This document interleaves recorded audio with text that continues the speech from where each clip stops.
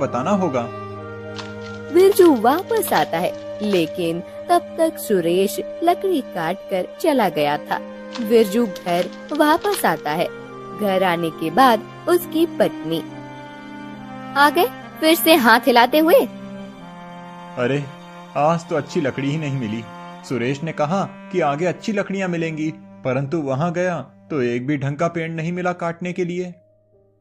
उसने उल्लू बनाया है आपको, वो तो कब का आ गया लकड़ी काट कर। अरे वो मुझे उल्लू क्यों बनाएगा, उसे शायद पता नहीं होगा। हे भगवान, क्या करूं मैं इस आदमी के भोलेपन का। कोई भी आकर इन्हें मूर्ख बनाकर जाता है। अगले दिन बिरजू खाना लेकर लकड़ी काटने जा रहा था, तभी उसे रास्ते में एक भिखारी बैठा हुआ दिखाई देता है। भाई 8 दिन से भूखा हूँ, कुछ खाने को दे दो भाई। आज यदि खाना नहीं खाया तो मैं मर जाऊंगा। अरे अरे ऐसा मत कहो, मैं दोपहर में खाना खाने वाला था, परंतु तुम्हें इसकी ज्यादा आवश्यकता है, ये लो। बिरजू उसे अपना खाना दे देता है। भिखारी उसे दुआ देता है और बिरजू आगे चला जाता है। ऐसे ही एक दिन बिरजू लकड़ियां तोड़ने निकल रहा था, तब सुनिए जी, घर में खाने के लिए कुछ भी नहीं बचा है। आज तो कुछ भी करके आपको लकड़ियां तोड़कर लानी ही होगी। आज यदि आप लकड़ियां तोड़कर नहीं लाए तो हमें आगे दिन गुजारना मुश्किल हो जाएगा। अरे हाँ हाँ, तुम चिंता मत करो, आज मैं कुछ भी करके लकड़ियां तो तोड़ कर लाऊंगा। बिरजू लकड़ियां तोड़ने वन में जाता है। आज तो कुछ भी करके लकड़ियां तोड़कर बेचनी ही पड़ेंगी। बिजली वैसे भी तो किसी चीज की मांग नहीं करती। बेचारी जितना है उसी में सुखी रहने का प्रयत्न करती है, परंतु अब मैं उसे भूखा नहीं रख सकता। चलो लकड़ियां तोड़ लेता हूँ, इससे पहले कि कोई दूसरा आकर तोड़ ले जाए। बिरजू लकड़ियां तोड़ लेता है और उसकी गड्डी बनाकर बेचने के लिए जाने लगता है। तभी वो देखता है कि एक गाय धूप और गर्मी के कारण हाँफ रही थी। उसे देखकर अरे ये तो हाँफ रही है, लगता है बेचारी को बहुत प्यास लगी है। पहले से पानी पिला देता हूँ, बाद में लकड़ी बेचने चला जाऊंगा। बिरजू अपने पास जो पानी था वो उस गाय को पिला देता है। फिर बिरजू चलते हुए वन से बाहर आता है। धूप के कारण वो भी बहुत थक जाता है। फिर कितनी कड़क धूप है, मैं तो अभी थक गया हूँ। मैंने पानी भी गाय को पिला दिया, अब मैं क्या करूँ? हाँ, नदी पर जाकर पानी पी लेता हूँ, फिर बाजार में जाऊंगा। बिरजू नदी के पास आता है। वो नदी का पानी पीने ही लगता है कि तभी उसे आवाज आती है, बचाओ बचाओ। बिरजू देखता है कि बल्लू नाम का एक ग्वाला नदी के बीचों बीच डूब रहा था। अरे ये तो बल्लू है, ये तो डूब रहा है, इसे बचाना होगा, पर कैसे बचाऊं? मुझे तो तैरना नहीं आता, क्या करूं क्या करूं? हाँ, ये लकड़ियां पानी में फेंकता हूँ, लकड़ियां तो पानी पर तैरती हैं, बल्लू लकड़ी को पकड़कर पानी के बाहर आ सकता है। बिरजू एक एक करके लकड़ियां नदी के पानी में छोड़ने लगता है। बल्लू के पास लकड़ियां पहुंचती हैं और बल्लू लकड़ियों के सहारे पानी के बाहर आता है। बाहर आने के बाद बिरजू, तुम्हारा बहुत बहुत धन्यवाद। यदि आज तुम समय पर नहीं आते तो मैं नदी में डूब ही जाता। अरे ये तो मेरा कर्तव्य है, मेरे सामने तुम डूब रहे थे और मैं तुम्हें बचाने का प्रयत्न भी ना करूं तो फिर मेरे मनुष्य होने का क्या फायदा? तुमने मुझे बचा लिया, परंतु तुम्हारी सारी लकड़ियां पानी में बह गईं। अब तुम क्या करोगे? हाँ, मैं भी वही सोच रहा हूँ। आज मुझे किसी भी प्रकार से लकड़ियां बेच कर आनी थी। घर में बिल्कुल भी खाना नहीं बचा है। बिजली ने तो मुझे कहा था कि लकड़ियां बेच कर ही आना। तो अब क्या करोगे? मेरी तो किस्मत ही ऐसी है, एक तो मुझे लकड़ियां नहीं मिलती और यदि मिलती हैं तो कुछ न कुछ हो जाता है। देखता हूँ, फिर से वन में जाता हूँ और थोड़ी सी लकड़ियां तोड़कर उन्हें ही बेचता हूँ। तुम अभी घर जाओ और आराम करो, मैं वन में जाता हूँ। बिरजू फिर से वन में जाकर थोड़ी सी लकड़ियाँ तोड़कर बेचकर आता है। जो थोड़ा सा धन प्राप्त होता है उससे बिजली अनाज लाकर खाना बनाती है। फिर एक दिन बिरजू लकड़ी तोड़ने जाता है। तब बिजली, मैं लकड़ियाँ तोड़ने जा रहा हूँ। जी, उस दिन आपने जो धन लेकर आए थे ना, वो समाप्त हो चुका है। अब हम क्या करेंगे? अरे तुम चिंता क्यों करती हो बिजली? तुम्हें हमारी किस्मत तो पता है ना, कभी ऊपर तो कभी नीचे। मैं जाता हूँ अभी वन में और विचार कर रहा हूँ कि आज शाम तक लकड़ियाँ तोड़ता हूँ। जितनी अधिक लकड़ियाँ मिलेंगी उतना ही ज्यादा लाभ होगा। आप कह तो रहे हैं, परंतु आपका स्वभाव ऐसा है कि कोई भी आपको मूर्ख बनाकर आपका फायदा उठा सकता है।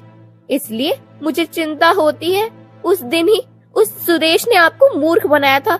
आपको उसने दूसरी जगह भेज दिया और खुद अच्छी लकड़ियाँ तोड़कर ले आया। नहीं, आज मैं किसी की कोई बात नहीं सुनूंगा। अब मैं चलता हूँ। बिरजू वन में आता है और बहुत देर तक लकड़ियाँ तोड़ता है। आज बिरजू ढेर सारी लकड़ियाँ तोड़ता है। अरे वाह, आज तो मैंने बहुत सी लकड़ियाँ तोड़ ली हैं। ये लकड़ियाँ बेचकर मैं आराम से 15 दिनों तक काम चला सकता हूँ। चलो अब इन्हें बेच देता हूँ। बिरजू तोड़ी हुई लकड़ियाँ बांधकर जाने लगता है। कुछ देर के बाद उसे वन में एक ऋषि मिलते हैं। प्रणाम ऋषिवर, आप बहुत चिंता में लग रहे हैं। क्या समस्या है आपको? लकड़हारे, आज मैंने आश्रम में एक बहुत बड़े यज्ञ का आयोजन किया है।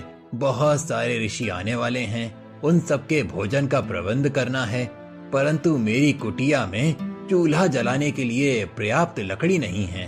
मेरी पत्नी और मेरे कुछ शिष्य भोजन बनाने के लिए लकड़ियों की प्रतीक्षा कर रहे हैं। समझ नहीं आ रहा है कि इतनी सारी लकड़ियों की व्यवस्था कैसे करूं। ऋषिवर, आप चिंता क्यों कर रहे हैं? ये लीजिए, आप ये सारी लकड़ियाँ रख लीजिए। आपकी पत्नी को ये भोजन बनाने के लिए चूल्हे जलाने के काम आएंगी। तुम सत्य कह रहे हो पुत्र?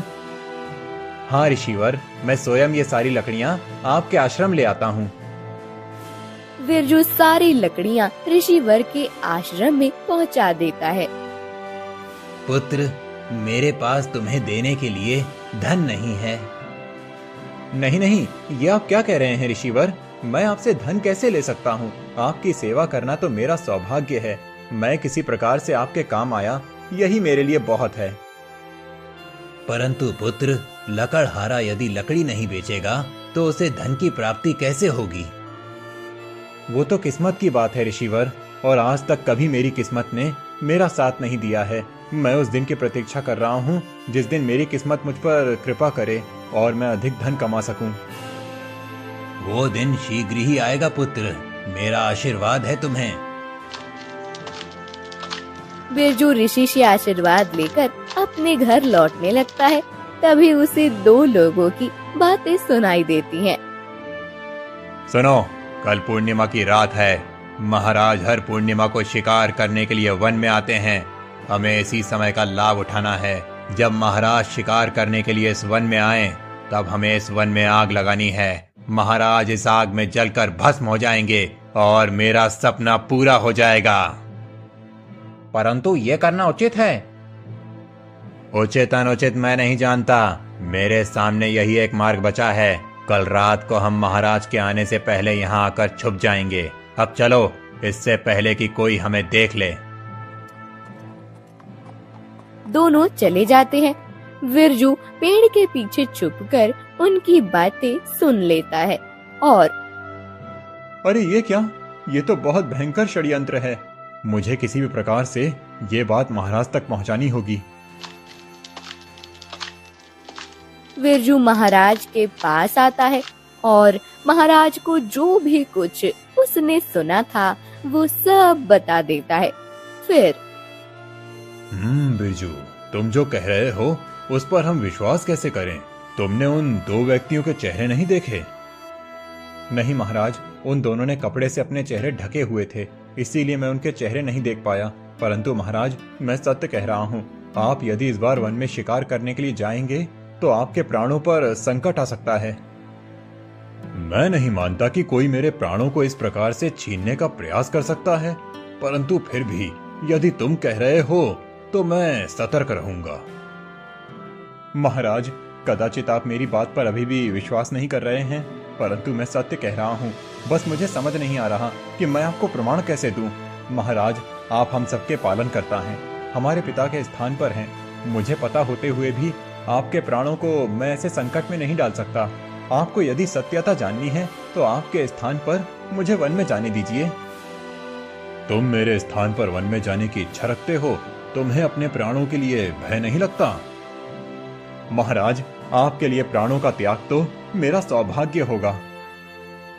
ठीक है, तो कल रात को तुम मेरे कपड़े पहनकर मेरे घोड़े को वन में ले जाओ। मैं अपने मंत्री के साथ तुम्हारा पीछा करूंगा। जैसे ही वो दोनों संदिग्ध वन में आग लगाने के लिए आएंगे, हम उन्हें पकड़ लेंगे। ठीक है महाराज। अगले दिन रात को बिरजू राजमहल में आता है। महाराज उसे अपने कपड़े देते हैं। बिरजू महाराज के कपड़े, बाकी आभूषण और मुकुट पहनकर तैयार हो जाता है। महाराज बिरजू को अपना घोड़ा देते हैं और बिरजू घोड़े पर सवार होकर वन की तरफ बढ़ने लगता है। महाराज और मंत्री भी छुपकर बिरजू के पीछे जाने लगते हैं। जैसे ही महाराज का घोड़ा वन में आता है,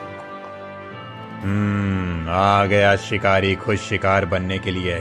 चलो अब हम दोनों वन में आग लगा देते हैं। जैसे ही राजकुमार और सैनिक अपनी मशाल से वन में आग लगाने जाते हैं, तभी महाराज और मंत्री आकर दोनों का हाथ पकड़ लेते हैं। राजकुमार और सैनिक ने भी अपना चेहरा ढका हुआ होता है। महाराज राजकुमार के चेहरे पर ढका हुआ कपड़ा हटाते हैं और राजकुमार का चेहरा देखते हैं। राजकुमार